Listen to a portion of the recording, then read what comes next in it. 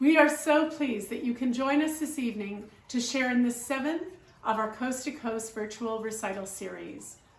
We are delighted that our sponsors, Grace and Arnold Rumbold, have been able to generously afford us this opportunity to showcase so many artists from across the country. Tonight, Christian Rayel and John Avey, both notable faculty of Opera NUOVA, are going to introduce our two beautiful artists, Tessa Fackelmann and Maxime Dubé-Malenfant, and the generously donated venue of Rideau United Church in Ottawa. At the end of the concert, we will once again do a virtual reception and hope that you will join us so that we can share in a delightful conversation with the artists as well as with so many of the patrons who have joined us this evening. We look forward to talking to you at the end of the concert, and for now, I say hello to Christian and John and look forward to this beautiful concert. Excited? Yes, I'm here. Yeah, it's going to be great. I'm looking forward to it. Me too. Here we are. Hey, let me get the door for you. Thank you.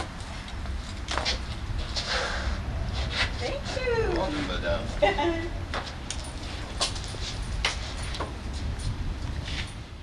Welcome to Ottawa. We are here together. My name is Christian Riel, and we're here for the 7th concert of the series Coast to Coast for Opera NUOVA. I'm here with my darling, what we call in French, douce moitié, John Avey, and for today, we are going to be the adoring public of those two artists. So the concert today will be performed by one of my students at university. Her name is Tessa Fackelmann. She's a mezzo-soprano, and her collaborative pianist, Maxime Dubé-Malenfant. I like a lot of university students, Tessa could not, unfortunately, do a recital. So this is kind of an opportunity for her to do, she's not going to do the full recital that she was supposed to do, but she's going to do a big part of it, but we planned something really appropriate for this concert for Opera NUOVA. I remember that when I told her that Kim Matthijs wanted her to sing in that series, I remember that really spontaneously she said something like, "Oh my God, thank goodness, some sunshine is entering in my heart." She was very, very happy about that. I would have loved to do that concert home. We didn't think that it was really suited because the people that know me knows that I like to have people at home and organize event, but that was not really suited since we could not do that concert at university. So we decided to, we end up here in this beautiful church, Rideau Park United Church, that they opened their door graciously for this event. It happens that Tessa is a lead soloist for this church, so how convenient. Works out well. It works out really, really, really well. I was also hoping, because we are, as you can see, it's a vast place, I was very hoping to have a little bit of public, sparse public, COVID oblige, but unfortunately we could not, because contrary of Quebec, where they can start gathering way more here in Ontario. We are in Ontario, and as many of you know, in Ontario, we are still under the prevention security rule that we cannot gather more than 5. So if we come from I, plus Tessa, Maxime, and Julian, that is filming right now, the count makes 5. So we need to cheer a lot, you and me, right? All right. We'll raise our voices. So? Well, I want to say a couple things. Tessa was supposed to sing the role of Elizabeth Proctor at Opera NUOVA this year when they were doing a production of David Ward's The Crucible. And unfortunately, because of the pandemic, that along with the other things that were planned for Opera NUOVA have been postponed. And so I always joke with Kim. I call her Carpe Diem Kim. I do that lovingly, but with a lot of respect and admiration, because for Kim, if there's an obstacle, she'll find a way to climb over it and get around it. And she did that this year with this pandemic, this COVID pandemic. She found a way for our young singers to still perform, even though it's virtually and there's not an audience, but she's found a way that they can showcase their talents for us here and for you, Canada and worldwide. And also, and this is the most important thing as well, it keeps Opera NUOVA within our hearts and in our consciousness, because everyone's talking about the near normal nowadays and the essential services. Well, Opera NUOVA is an essential service, because what it does is develop, nurture, encourage our young generation, upcoming generation of the next singers. And Tessa is a fine example of that. She's extremely talented. Now, I want to ask you a question, Christiane. Okay. Can I? Yeah, Good, of course. When did you first meet Tessa? I met Tessa, well, she came to audition for us, and it was okay. And I gave her a trial lesson. And it's a trial lesson. I said, wow, we can really work well. I think we can really work well together. But she chose to go to another institution. It was sad. A year after, a beautiful surprise, she decided to come back in Ottawa, and she ended up in my studio, and there we start working really diligently. How many years did you taught her? Four. Okay. Actually, it's in the third year, in her third year, that I remember there was one session in particular where I was asking her to do some physical gesture, technical, which often students take a long time to acquire and to grasp. And she started getting it. And I was looking at the coach that she had at that time, that was on the piano, and trying to not make so much faces, but she was getting it. The sound that came was like, wow. So I waited that we finished the lesson, and I turned to the pianist. I remember I turned, she's gifted. So yeah, she's gifted. And at the end, we always have, after the end of the school, we have kind of a meeting to resume our year. And at the end of that, I said to Tessa, you know, Tessa, you're gifted. You need to take responsibility for that gift. And what she said, without flashing it, okay, what do I need to do for that? I said, yeah, this is the attitude that I want to hear. What are some of her strengths as a singer? I think that she's daring. Each time I say, let's try this or let's try that, she said, okay. And she's serious. She's diligent. She's a hard worker. And she's passionate too. She loves to sing, yeah. You can tell. Yeah. Just one other thing that just comes to mind. What were some of the highlights for Tessa this year? Okay, yeah. Because for her 5th year of singing, but her 4th year with me, we had more time. She's in a program where she has more time. So what we were talking about, maybe probably do some competition.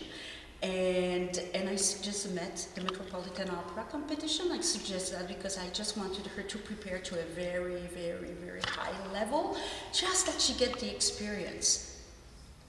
The day of the competition, I received really late. And so she goes to Buffalo, and it's all Toronto and Buffalo area. And the night of that competition, really late, I received an email. I won, I'm in the winner. It was like, oh my God, I could not think more than that. So here she goes to she goes to Michigan a week later, and I'm seeing like, okay, yeah, she goes there, it's going to be a good experience. Again, I'm receiving really at night another email from her saying, I'm not in the winner. So I'm not going to the semifinal in New York, but I got the encouragement award. And I was quite happy because I said, okay, that's a testimony of her talent.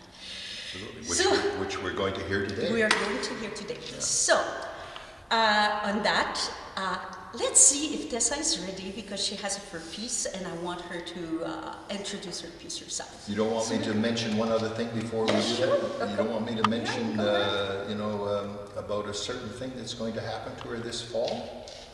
Yeah, Yes, yes, yes, yes, yes. You know, to paraphrase Dean Martin, she's going back to Houston, Houston, Houston, because Tessa this fall is doing her master's at Rice University in Houston, Texas. Yeah. And that's a wonderful compliment. It's a great school. And also, within the city is another fellow Canadian. Actually, he's from Pembroke. And I think you probably know his name. It's Joshua Hopkins. Yeah. And he is Already in contact already with in Tessa. contact with her and sort of taken her under his wing. So if she needs advice or That some would be help, nice. he'll be there to support her. So that's a wonderful thing. We Canadians are looking after each other. So, good. So, She's got a busy fall. Let's go and see if Tessa is ready. Okay, knock, knock, knock, knock. Tessa, are you ready? Almost. Just give me a second.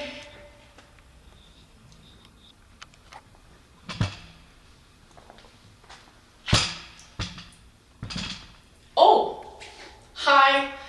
Thank you for coming to my recital. I'm almost ready, I promise. But you know, a queen is never late. Everyone is simply early. But in the meantime, while I finish getting ready, I figured you could take a sneak peek at something that we filmed on March 13th, the day before all this madness started. You know, they say something about Friday the 13th. It might have been true this year, because even mid-recording, my camera stopped working. So, fate was not on our side.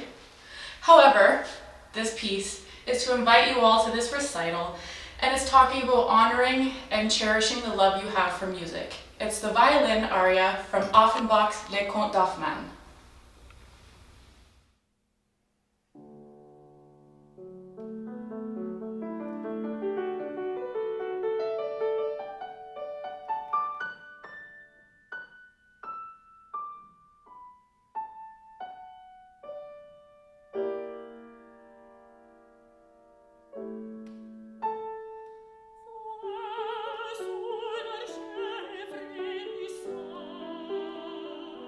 Vibre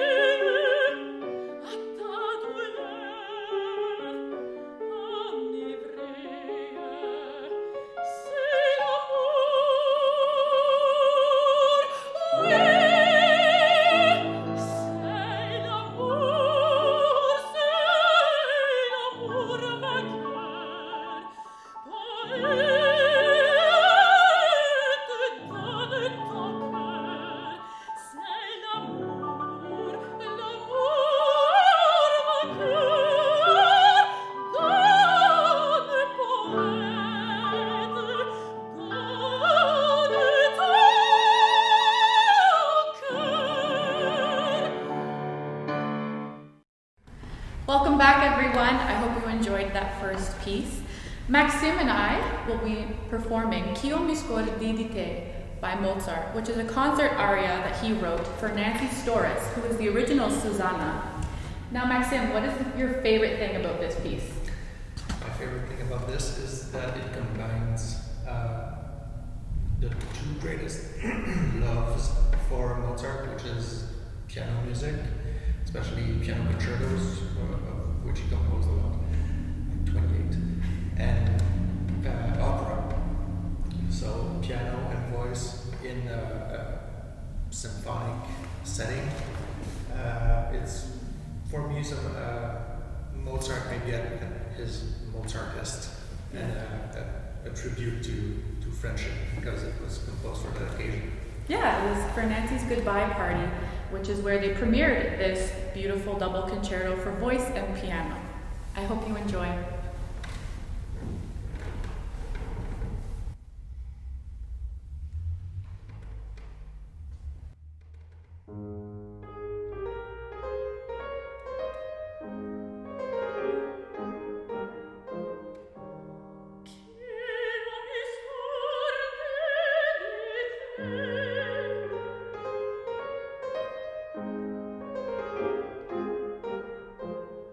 Che alle mi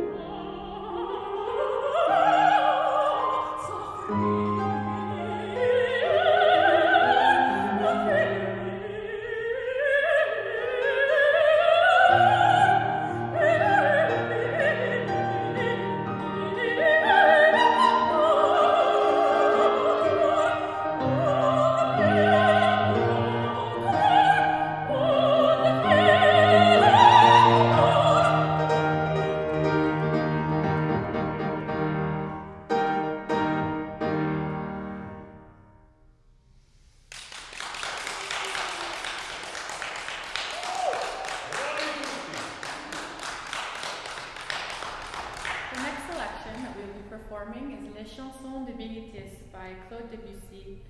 These songs are a collection of poems that describe the life cycle of a relationship, starting with the excitement of a pure new love, going into a more comfortable and sensual connection, and then ending with the end of the relationship and the beginning of something new, but more familiar, but equally as exciting. These poems were originally thought to be Sappho's, who is a Greek poet, but scholars have proven us wrong, and they're just mimics, but they're equally as beautiful as her poetry. So I hope you enjoy.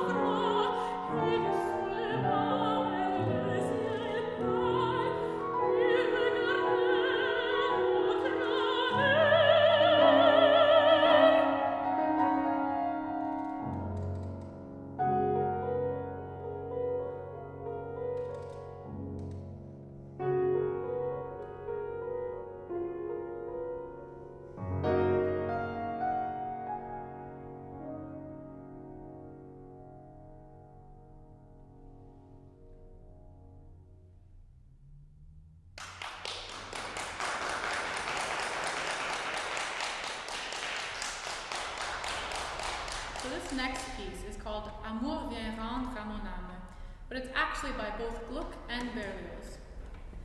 Funny story about this aria is that it's not in the original Italian opera by Gluck. Known for its famous aria Che farò senza Euridice, which is a mezzo staple, Gluck added this in his French version of the opera, and it's actually sung by a tenor. So, when Berlioz was working at the Paris Opera, he came across the score and was like, you know what? Pauline Viardot, who is a famous mezzo lyric soprano, she was in town, and he's like, I gotta write this for her. So he rearranged the entire opera, and out came Amour vient rendre à mon âme. This aria is the Act 1 finale, where Orpheus is trying to decide about whether he can live his life in sorrow or find the courage to be reunited with his love again. And we'll see what happens in the end.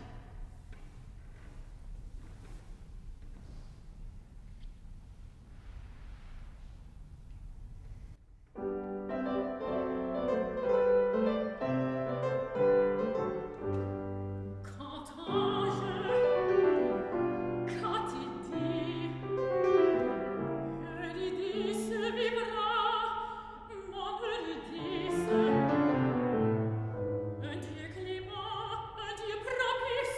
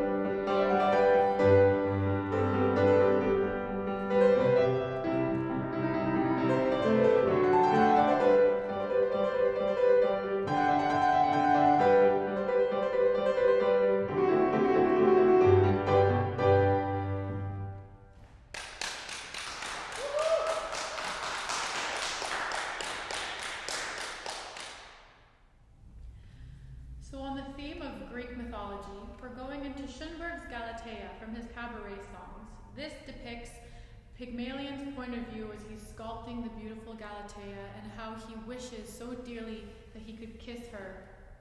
Or does he? Because it could break the fantasy.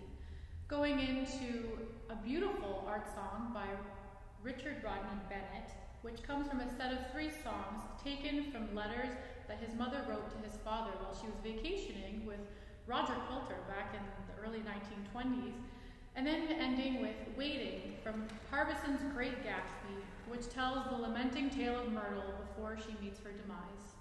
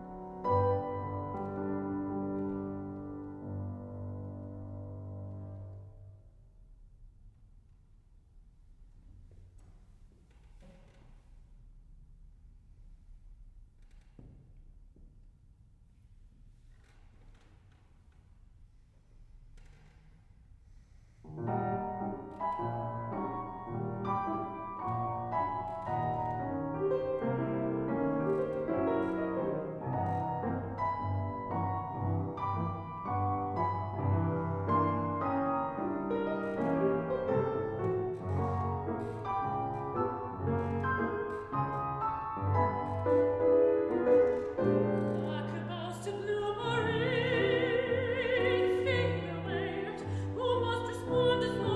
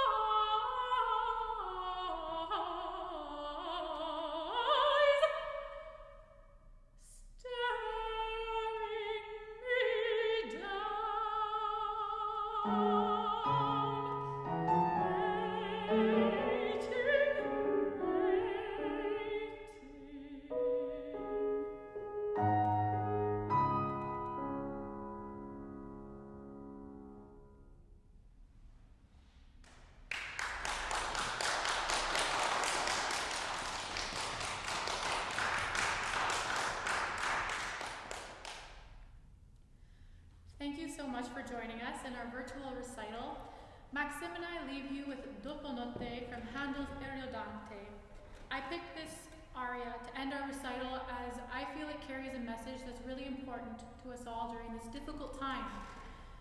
This aria talks of having to venture through a treacherous storm, but coming out brighter on the other side. I hope you enjoy.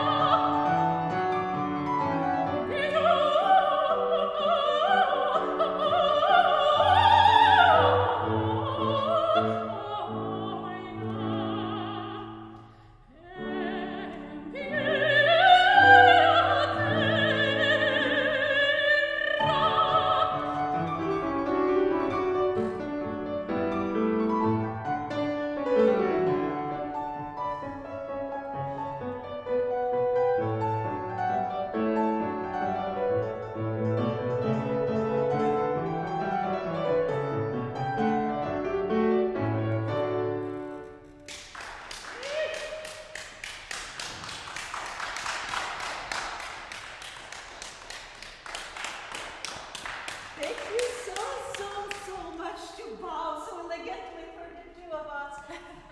Tessa and Maxime, this is my big social distanciation hug to both of you. Thank you so much. Thank you to Maxime for having Tessa so much to all that process. Thank you very much. Thank you, Kim, for having us sing for you and perform for you. Thank you for all that you do. You know, if anyone can do it, it's Kim, I swear. She'll find a way. It's great. Bye-bye, everyone.